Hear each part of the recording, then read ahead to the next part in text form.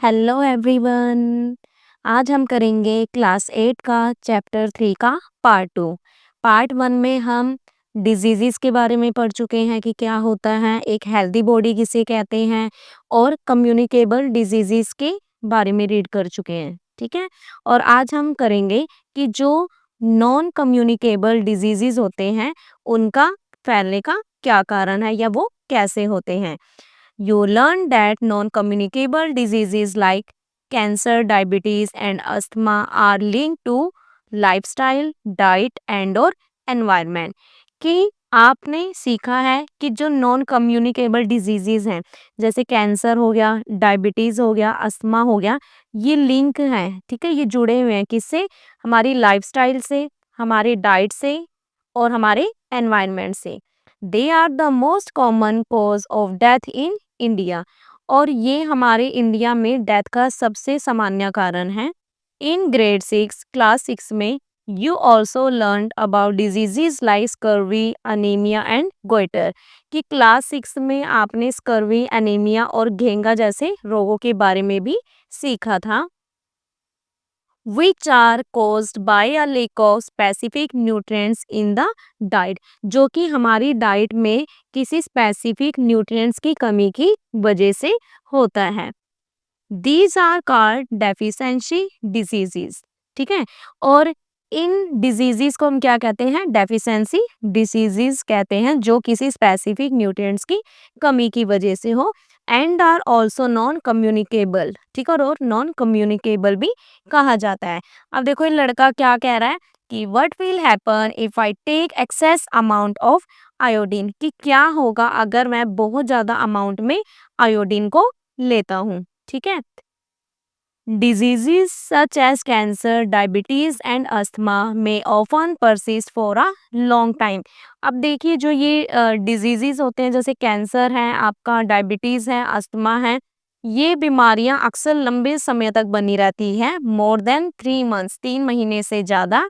And are referred to as chronic diseases, और जिन्हें हम क्रोनिक डिजीजेस मतलब पुरानी बीमारियां कहते हैं। Diabetes is a common disease which is becoming more prevalent in adults as well as children। और डायबिटीज है ये एक आम बीमारी है जो अब एडल्ट के साथ साथ बच्चों में भी बहुत ज़्यादा पाई जाने लगी है। In fact, India now has one of the highest numbers of people with diabetes in the world। और इनफैक्ट भारत में तो अब ना क्या हो रहा है कि अगर हम देखते हैं भारत में अब दुनिया में जो ये डायबिटीज के पेशेंट है इनकी संख्या सबसे ज्यादा है, ठीक है, बहुत ज्यादा है। It often develops due to a combination of hormonal imbalances. और ये आमतौर पर किस वजह से हो रहा है?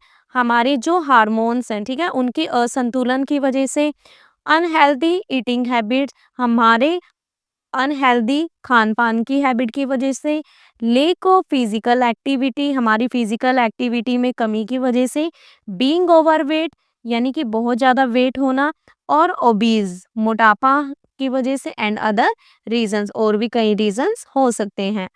Let us learn more about the causes of non-communicable diseases and their prevention। कि आइए नॉन कम्युनिकेबल, ठीक है, जिन्हें हम गैर संक्रामक रोग कह देते हैं, इनके कारणों और उनके रोकथाम के बारे में और जानें। नेक्स्ट है हमारे पास एक्टिविटी 3.5 लेट अस सर्वे। आइए सर्वे करें। Find out the 3 most common lifestyle related diseases in your neighborhood।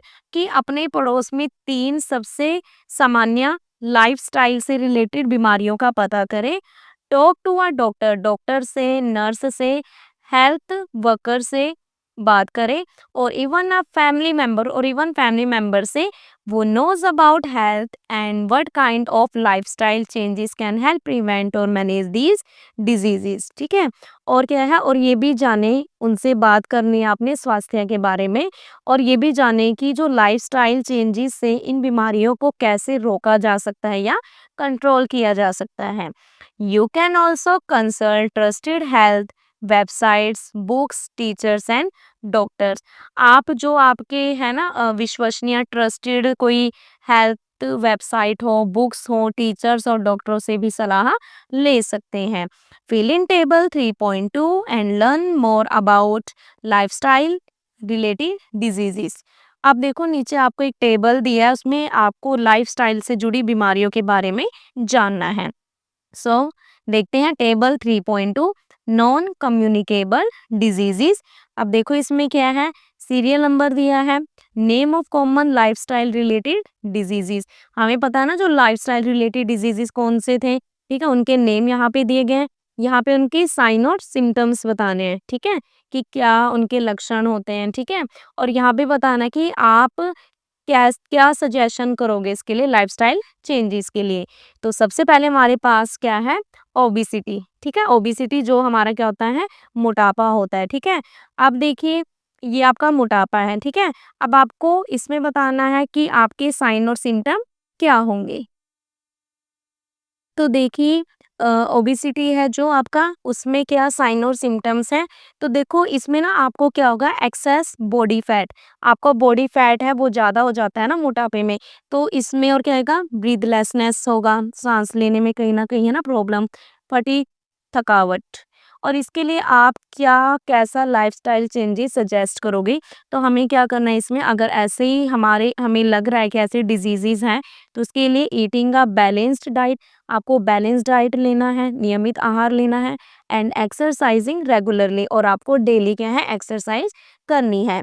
Next है डायबिटीज। डायबिटीज में क्या होगा, फ्रीक्वेंट यूरिनेशन, ठीक है, आपको बार बार क्या है, जैसे बार बार आपका यूरिन का पास होना, ठीक है, बार बार, एक्सेसिव थर्स्ट, बहुत ज्यादा प्यास लगना, वेट लॉस होगा आपका, टायर्डनेस थकावट रहेगी, स्लो हीलिंग, और घाव का धीरे भरना। और इसके लिए देखो आप क्या सजेस्ट करोगे कि कैसी लाइफस्टाइल होनी चाहिए, ठीक है। तो इसके लिए आपको क्या रखना है, सेम यही आपको क्या है, बैलेंस डाइट लेना है, ठीक है, सेम यही है जैसे ये वाला है, ठीक है, आपको बैलेंस डाइट लेना है, डेली एक्सरसाइज करनी है। अब थर्ड है हाई ब्लड प्रेशर, अगर ज़्यादा ब्लड प्रेशर है तो उसके सिम्टम क्या होंगे, आपको हेडेक होता है, ब्लड विजन है ना, दिखाई देने में थोड़ा ब्लर सा दिखाई देगा, डिजीनेस, ठीक है, चक्कर आने, समथिंग ऐसा होगा। अब इसके लिए क्या लाइफस्टाइल चेंजेस होनी चाहिए, ठीक है, स्ट्रेस मैनेजमेंट, ठीक है, स्ट्रेस कम लेना है, ज़्यादा नहीं, मतलब स्ट्रेस नहीं लेना आपको, रेगुलर एक्सरसाइज करनी है, रिड्यूस्ड सोल्ट इनटेक, नमक थोड़ा क्या आपको कम करना है। नेक्स्ट है, अब यहाँ पे है हार्ट डिजीजेस, ठीक है, हार्ट रिलेटेड, अब इन्होंने डैश छोड़ा तो हम लिख सकते हैं अपनी तरफ से, ठीक है, तो हमने लिख दिया यहाँ पे हार्ट डिजीजेस। इसमें आपकी चेस्ट पेन, फटीग, थकावट, शॉर्टनेस ऑफ ब्रीथ, सांस लेने में प्रॉब्लम जैसे, ये इसके सिम्टम्स हैं। और इसके लिए हम क्या लाइफस्टाइल चेंजेस करेंगे, हेल्दी डाइट लेना है, हमें स्मोकिंग और अल्कोहल को अवॉइड करना है, और रेगुलर एक्सरसाइज करनी है, ठीक है, तो ये सब हमें करना है। नेक्स्ट है हमारे पास बी अ साइंटिस्ट, वैज्ञानिक बनिए।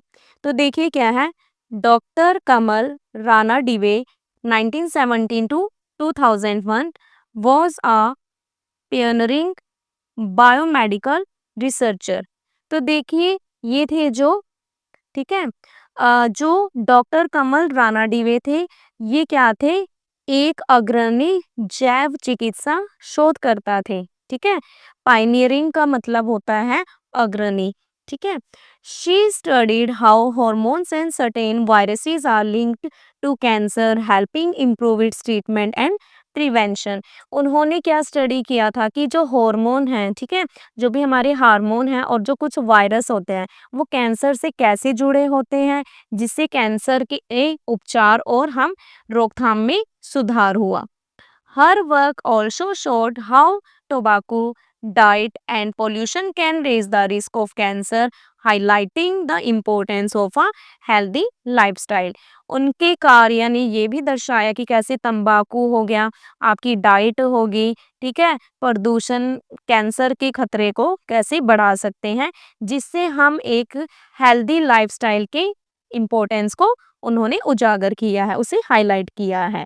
3.5 में है how to prevent and control diseases, कि आपने बीमारियों को कैसे रोकना है, कैसे कंट्रोल करना है। You might have heard the phrase. आपने ये फ्रेज को सुना होगा, कौन सा फ्रेज है? Prevention is better than cure, कि इलाज से बेहतर है रोकथाम। It is important to protect our selves from both communicable and non communicable diseases. ठीक है, हमें कम्युनिकेबल और नॉन कम्युनिकेबल डिजीजेस, ठीक है, इन दोनों प्रकार की बीमारियों से खुद की रक्षा करना बहुत जरूरी है। एक्टिविटी 3.6 लेटर्स रीड, आइए रीड करते हैं। तो देखो इसमें क्या है, ओडिशा के बारे में है। ठीक है, ओडिशा का है कम्युनिटी लेड सैनिटेशन कैंपेन, यानी कि ओडिशा में आपको बताना है यहाँ पे क्या किया गया था, समुदाय द्वारा संचालित स्वच्छता अभियान इन Bhadrak district.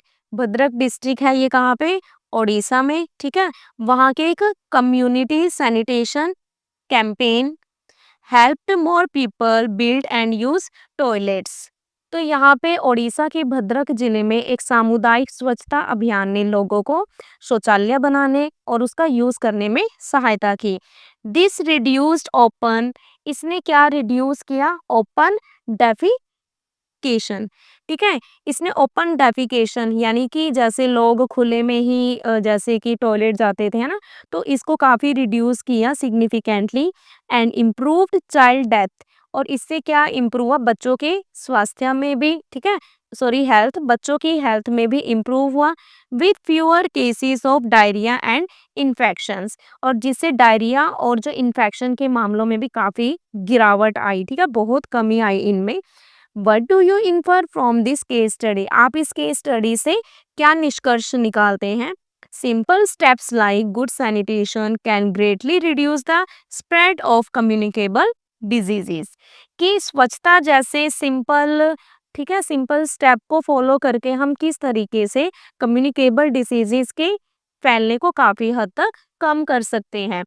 Find about such community campaign, अब आपको ऐसे ही, ठीक है, कम्युनिटी कैंपेन के बारे में पता करना है। हेल्ड इन योर लोकेशन, जो कि आपके लोकेशन में, आपके एरिया में क्या है, ऐसे होंगे। ठीक है, शेयर इन योर क्लास, अपनी क्लास में शेयर करें। And discuss with your pairs, और अपने पेयर्स, अपने फ्रेंड्स, साथियों के साथ डिस्कस करें about the impact of such initiatives. ठीक है, और आपने डिस्कस करना है अपने साथियों के साथ कि क्या असर पड़ा है इनके इनिशिएटिव से, कि इन्होंने जो स्टार्ट किया, इन्होंने जो पहल की है, उसका क्या असर पड़ा है। Ability of the body to fight diseases, बीमारियों से लड़ने की शरीर की क्षमता। You would have noticed that some people get sick more frequently than others, कि आपने देखा होगा कि कुछ लोग समान, ठीक है, एक जैसे एनवायरनमेंट में रहने के बावजूद भी दूसरे के कंपैरिजन में बहुत ज्यादा बीमार पड़ते हैं। ठीक है, although living in a similar environment, ठीक है, वो सेम एनवायरनमेंट में फिर भी क्या है कि वो कैसे है, वो बीमार ज्यादा पड़ रहे हैं। डू यू नो वाई, क्या आप जानते हो ऐसा क्यों? The natural ability of our body to fight diseases is known as immunity, कि जो नेचुरल एबिलिटी है किसकी, हमारे शरीर की, जो बीमारियों से लड़ने की जो प्राकृतिक क्षमता है, ठीक है, उसको हम क्या कहते हैं, इम्यूनिटी कहते हैं, प्रतिरक्षा शक्ति या इम्यूनिटी कहते हैं उसे हम। ठीक है, our body has a special system called the immune system, और हमारी बॉडी में एक स्पेशल तंत्र होता है, स्पेशल सिस्टम होता है जिसे हम इम्यून सिस्टम कहते हैं, जो क्या करता है, दैट हेल्प्स, मदद करता है, फाइट अगेंस्ट डिजीजेस, जो बीमारियों के अगेंस्ट लड़ने में मदद करता है। You might have taken some drops or injections in your childhood to protect yourself from certain diseases such as polio, measles, tetanus and hepatitis। ठीक है, अब ये क्या कह रहा है कि आपने देखा होगा, ठीक है, कि जब आप बचपन में आपने देखा होगा कि आप कुछ ड्रॉप्स लेते थे, है ना, पोलियो की जैसे ड्रॉप्स देते थे या इंजेक्शन होता था, है ना, तो बचपन में आपको खुद को पोलिया हो गया जैसे, ठीक है, टेटनस हो गया, हेपेटाइटिस हो गया, इन बीमारियों से बचने के लिए कुछ बूंदे या इंजेक्शन आपने लिए होंगे। दीज आर वैक्सीन्स, ये क्या है, वैक्सीन्स है जिन्हें टीका कहते हैं। दैट हेल्प प्रिवेंट, जो मदद करता है, प्रिवेंट यानी रोकने में, क्या रोकने में, सीरियस इन्फेक्शंस जो सीरियस इन्फेक्शन है, जो किसकी वजह से होते हैं, वायरसेस एंड बैक्टीरिया इनकी वजह से होते हैं, उनसे हमें प्रोटेक्शन देते हैं। अब देखिए क्या है, a vaccine helps our body fight certain diseases by training the immune system to recognize and attack harmful germs। कि जो वैक्सीन है वो हमारी बॉडी को किससे मदद करती है, जो हार्मफुल, ठीक है, जो हार्मफुल जर्म्स हैं उनको पहचानने और उन पर हमला करने का अभ्यास कराता है, जिससे कि हमारी बॉडी इन बीमारियों से लड़ सके। ठीक है, providing what is known as acquired immunity.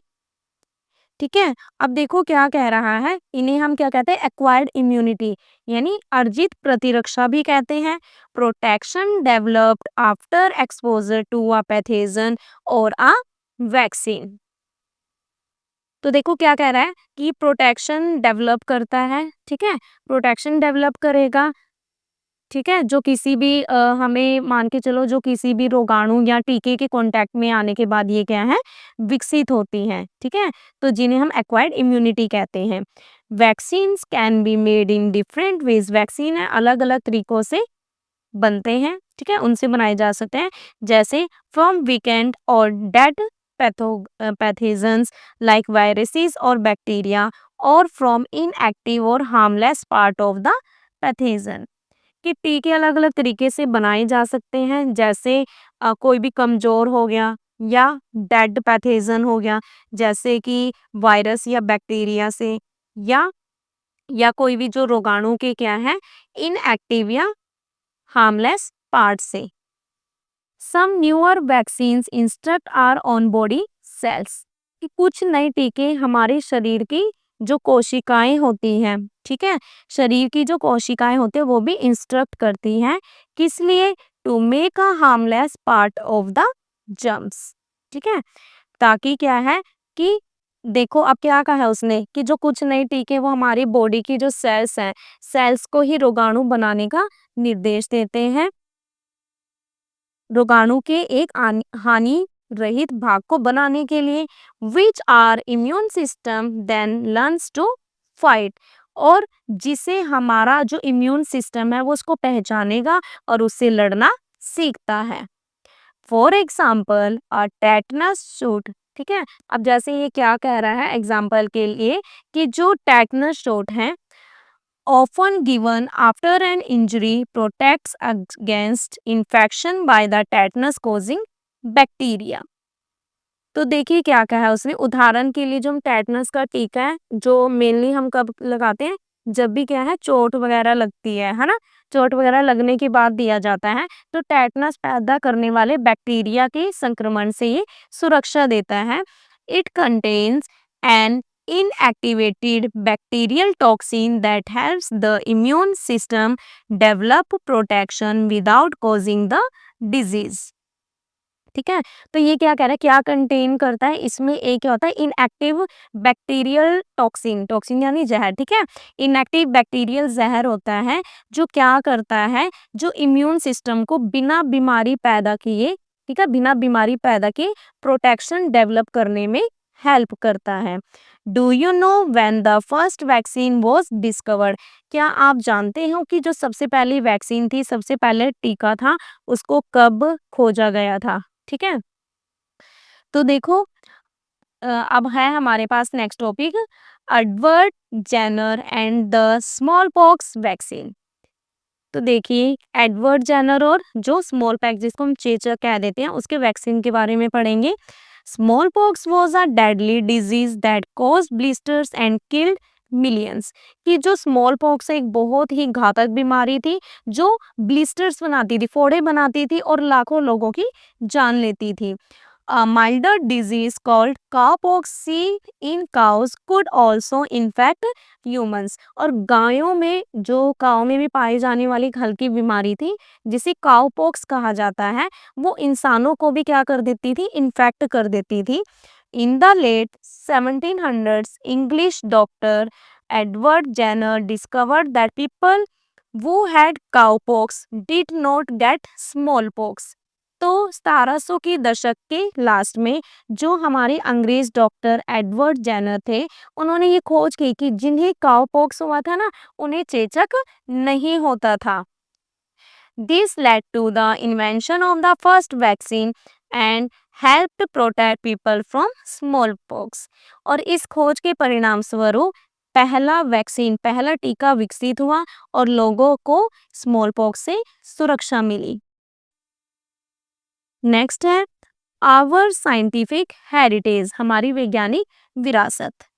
Long before modern vaccines, India had a traditional method called variolation to protect against smallpox। कि जो अब ये जो मॉडर्न वैक्सीन थी, मॉडर्न टीके थे, इनके बनने से बहुत पहले भारत में जो चेचक बीमारी थी, ठीक है, उससे बचाव के लिए ना एक ट्रेडिशनल मेथड का यूज किया जाता था जिसे वेरियोलेशन कहा जाता था। It involved using material from a smallpox sore to scratch the skin and create a mild infection and build immunity।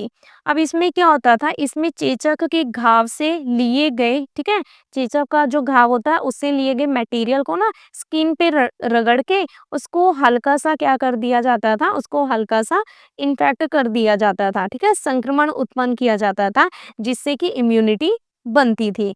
People who performed this practice were known as ठेकेदार्स। और ये जो लोग प्रोसेस करते थे उन्हें ठेकेदार कहा जाता था। थिंक लाइक अ साइंटिस्ट, एक साइंटिस्ट की तरह सोचिए।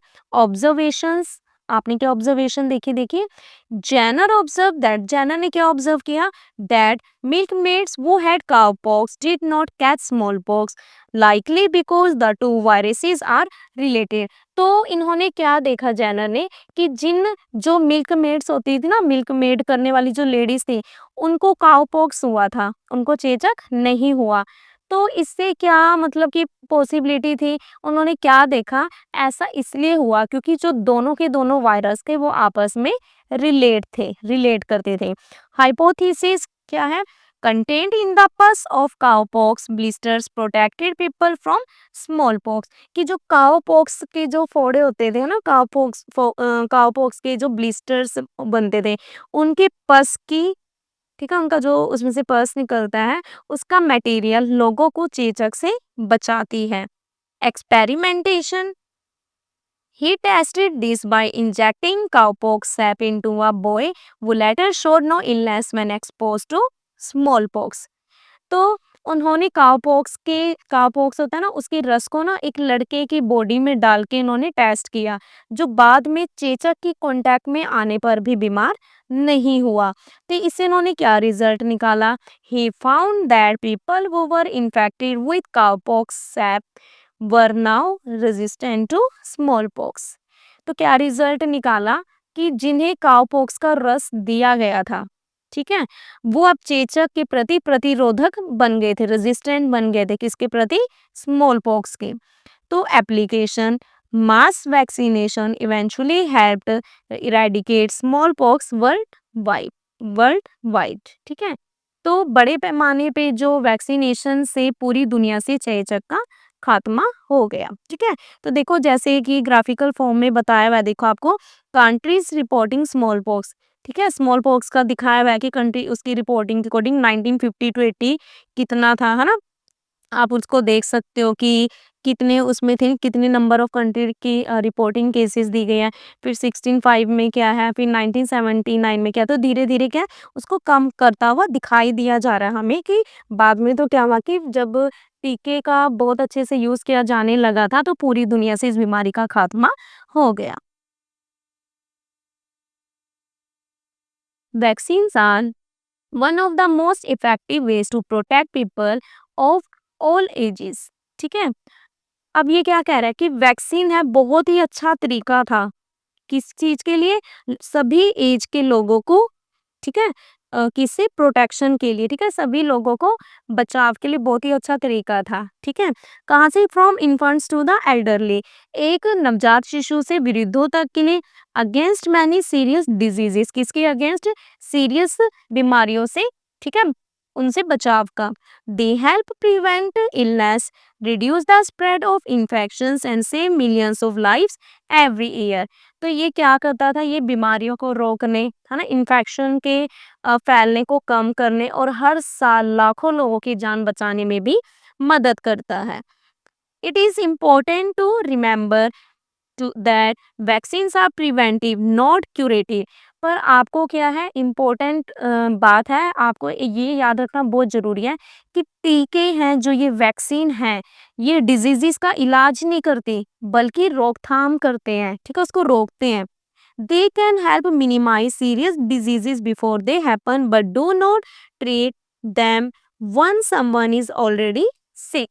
ये जो सीरियस बीमारियों को होने से पहले रोक सकते हैं, लेकिन किसी बीमारी, ठीक है, किसी के बीमार होने के बाद उनका इलाज नहीं करते। सम पीपल में fear or doubt vaccines but scientists and doctor carefully test them for safety। कि कुछ लोगों को टीके से डर या कुछ डाउट हो सकता है, लेकिन जो साइंटिस्ट हैं और डॉक्टर हैं, इनकी सुरक्षा के लिए सावधानी पूर्वक क्या है, वो इसकी टेस्टिंग करते हैं। Getting vaccinated not only protects you but also the people around you. कि जो टीकाकरण करवाना, ठीक है, जो आप ये टीकाकरण करवा रहे हैं, ये न केवल आपके आसपास, ठीक है, ये सिर्फ आपको ही नहीं बल्कि आपके आसपास के लोगों को भी सुरक्षा प्रदान करता है। Ever heard of India's role in vaccine production. की टीका उत्पादन में भारत की भूमिका। India is one of the world's largest vaccine producers. कि भारत दुनिया के सबसे बड़ा टीका उत्पादकों में से एक है। It manufactures vaccines on a massive scale and supplies them to many countries। ये बड़े पैमाने पर टीकों का निर्माण करता है और उन्हें कई देशों को आपूर्ति करता है। Indian vaccine companies played a key role during the COVID-19 pandemic and continue to support global health efforts। भारतीय टीका कंपनियों ने कोविड-19 महामारी के दौरान बहुत ही इम्पोर्टेंट रोल प्ले किया और वैश्विक स्वास्थ्य प्रयासों में सहायता करना जारी रखा। Be a scientist. तो देखिए, डॉक्टर महाराज किशन भान, ठीक है, was a well known Indian doctor and scientist. ये डॉक्टर महाराज किशन भान एक फेमस भारतीय डॉक्टर और वैज्ञानिक थे।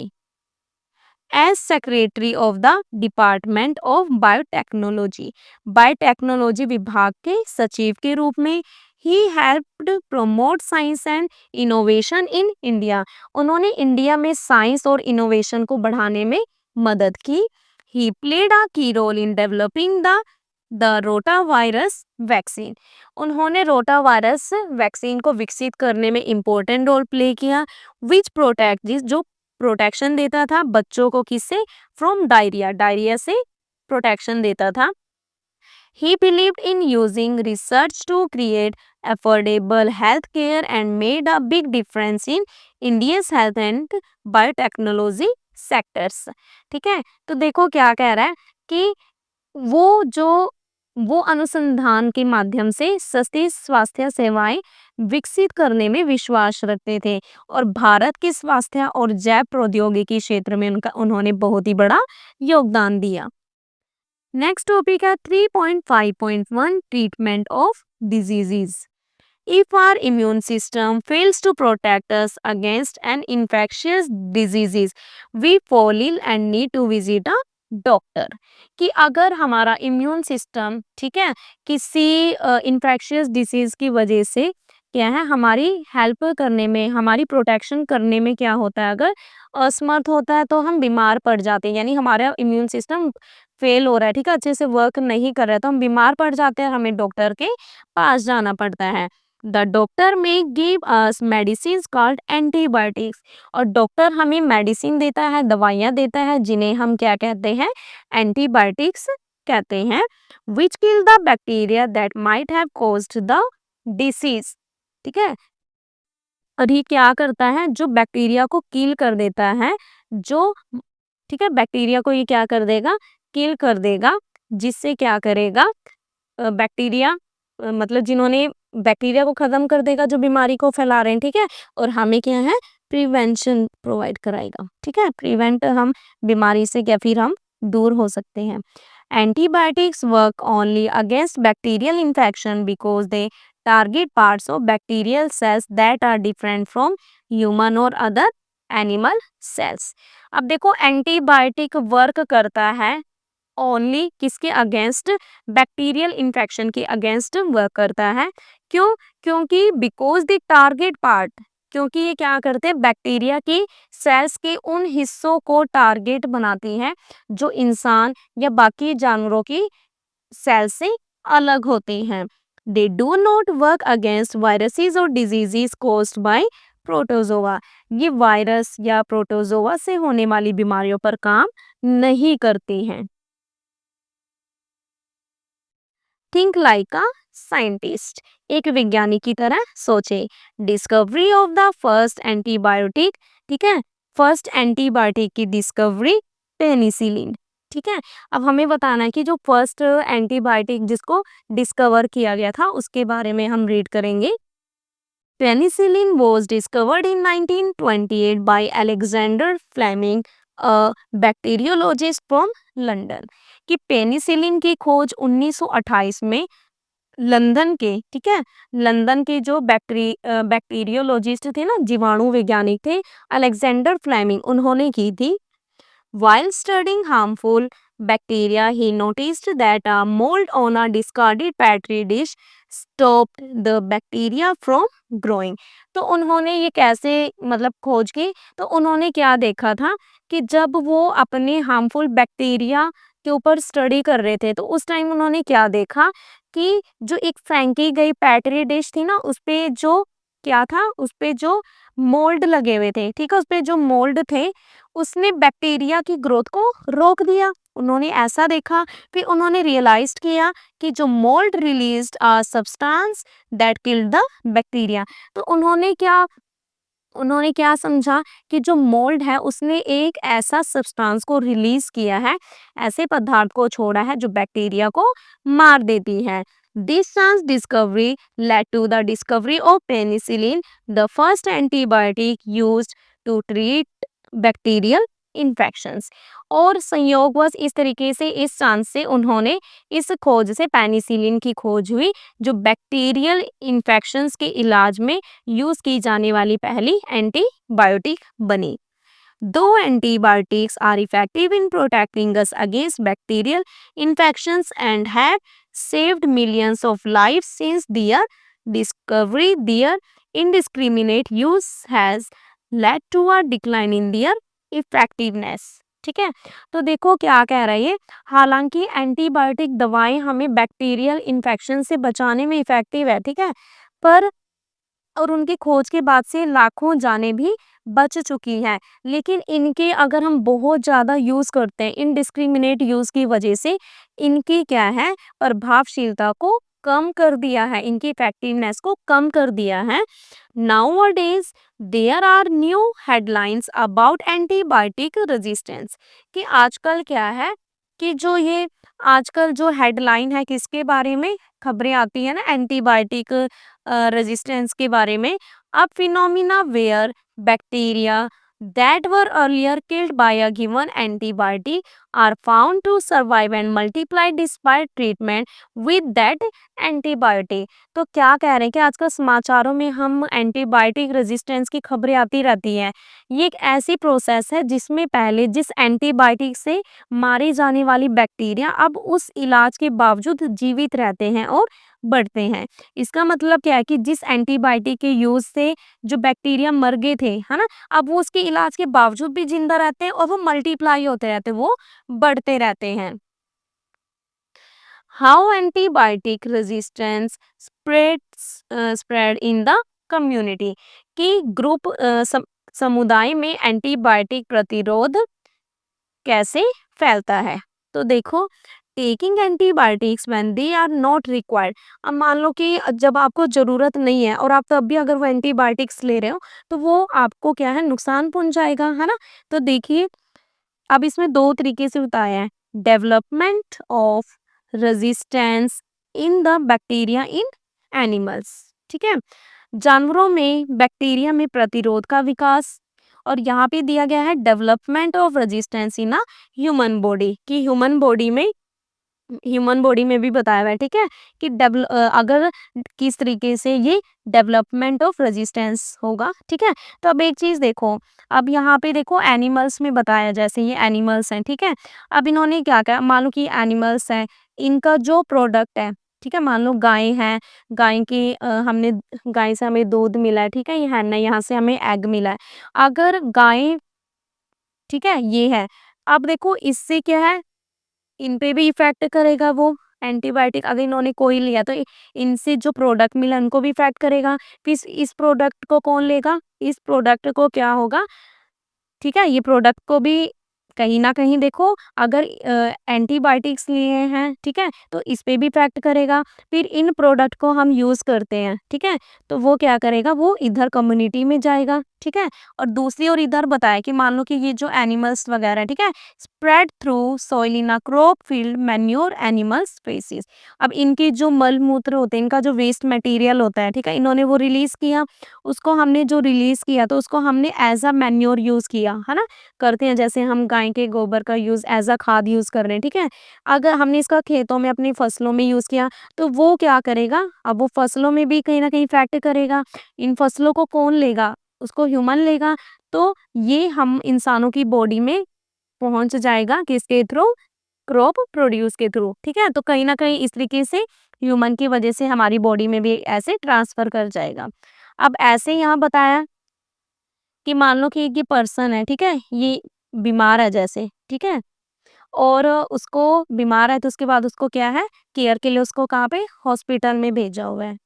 अब वहाँ पे क्या हुआ है कि spread directly to other patients और indirectly through health care workers, कि क्या हो सकता है कि मान के चलो कि वो जो पर्सन वहाँ पे है, ठीक है, बाकी पेशेंट्स में सीधे या वहाँ के जो हेल्थ केयर वर्कर के हेल्प से क्या है, उसके अंदर वो बीमारी फैल रही है, ठीक है। Spread in hospital through dirty surface, क्या हो पता कि हॉस्पिटल में जो डर्टी सरफेस है, ठीक है, अस्पताल में गंदे सतह के माध्यम से फैल रहा हो, फिर वो पर्सन अपने घर जाएगा, घर में घर के मेंबर्स होंगे, तो फिर आगे वहाँ पे उनको भी क्या है, ये इफेक्ट कर सकता है, ठीक है। तो इस तरीके से बताया था कि किस तरीके से एंटीबायोटिक रेजिस्टेंट बैक्टीरिया जो हमारी कम्युनिटी में स्प्रेड करते हैं।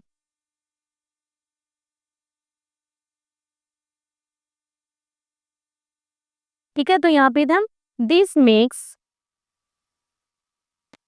Common infections harder to treat, and ये बनाते हैं कॉमन इन्फेक्शन जो बहुत ही हार्ड होते हैं ट्रीट करना, and increases the risk of complication, complication का रिस्क बहुत ज़्यादा होता है, प्रोलॉन्ग्ड इलनेस, लंबे टाइम तक बीमारी का बना रहना, और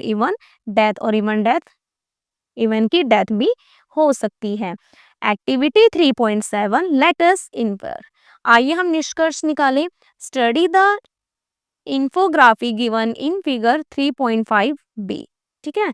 अब ये क्या कह रहा है कि जो चित्र 3.5 बी है उसमें दिए गए इन्फोग्राफ का हमें स्टडी करना है, ठीक है। यहाँ पे दिया गया है, how do you think the antibiotic resistance has been developed in bacterial pathogens, आपको क्या लगता है कि जो बैक्टीरिया है, जो, ठीक है, जो बैक्टीरिया पैथोजेंस हैं उनमें एंटीबायोटिक रेजिस्टेंस कैसे डेवलप हुआ है?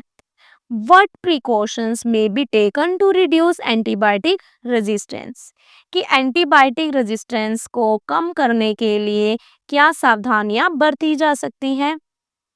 To tackle to tackle the problem of antibiotic resistance we must use antibiotics wisely.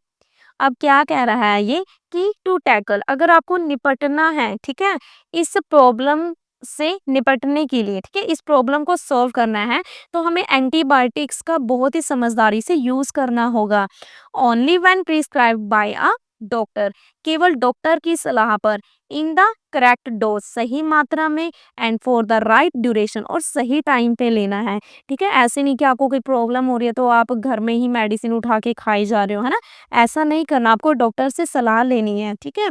Avoiding unnecessary use has, और अगर आप ज़रूरत से ज़्यादा यूज़ कर रहे हो तो that help prevent the rise of resistant bacteria and keeps antibiotics effective for future generation. ठीक है। और क्या कह रहा है, अगर आपको इसका बहुत ज़्यादा उपयोग नहीं करना है, ठीक है, क्यों? क्योंकि ये क्या रेजिस्टेंट बैक्टीरिया के डेवलप को रोकने में मदद करता है और उन्हें इन्हें फ्यूचर की जनरेशन के लिए भी प्रभावी बनाए रखता है। Traditional medicine systems like Ayurveda, ठीक है, Siddha and Unani have been used in India for many years to manage common health problem. कि आयुर्वेद, सिद्ध और यूनानी जैसी जो पारंपरिक चिकित्सा है, ठीक है, इन जैसी जो ट्रेडिशनल मेडिसिन सिस्टम है, उनका भारत में सामान्य स्वास्थ्य समस्याओं के लिए इलाज के लिए तो क्या है कि हम क्या है वर्षों से इसका उपयोग किया जाता रहा है। दे यूज, वो किसका यूज करते हैं? नेचुरल चीजों का, नेचुरल सब्सटेंसेस का, लाइक हर्ब्स, ऑयल, ठीक है, जैसे जड़ी बूटियां होगी, तेल हो गया, ठीक है, इनका यूज कर रहे हैं। ठीक है, तो एक बार हम ये देख लेते हैं यहाँ पर, how bacteria became resistant to antibiotics. कि कैसे बैक्टीरिया एंटीबायोटिक के प्रति प्रतिरोधी बनते हैं। तो देखो, अब इसने दिखाया कि a few microbes develop resistance to antibiotics. ठीक है, कि कुछ जो माइक्रोब्स हैं एंटीबायोटिक के प्रति रेजिस्टेंस डेवलप कर देते हैं। ठीक है, और जब आपने antibiotics, when antibiotics kill bacteria, जो एंटीबायोटिक्स बैक्टीरिया को किल कर देते हैं, causing illness, they also kill good bacteria protecting the body from infection.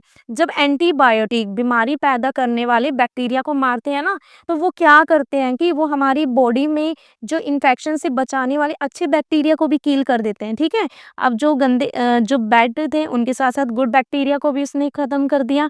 The antibiotic resistant bacteria grow and take over. और जो एंटीबायोटिक बैक्टीरिया होते हैं वो बढ़ते हैं और क्या हो जाते हैं, वो हावी हो जाते हैं। सम बैक्टीरिया ट्रांसफर, कुछ बैक्टीरिया क्या करते हैं, transfer antibiotics resistance to other bacteria causing more problem. और जो कुछ बैक्टीरिया है एंटीबायोटिक रेजिस्टेंट को बाकी बैक्टीरियो में क्या कर देते हैं, ट्रांसफर कर देते हैं, जिससे और भी ज्यादा प्रॉब्लम्स होती हैं। अब देखो, जैसे ही दिखा रहे हैं, I need antibiotic for my mother.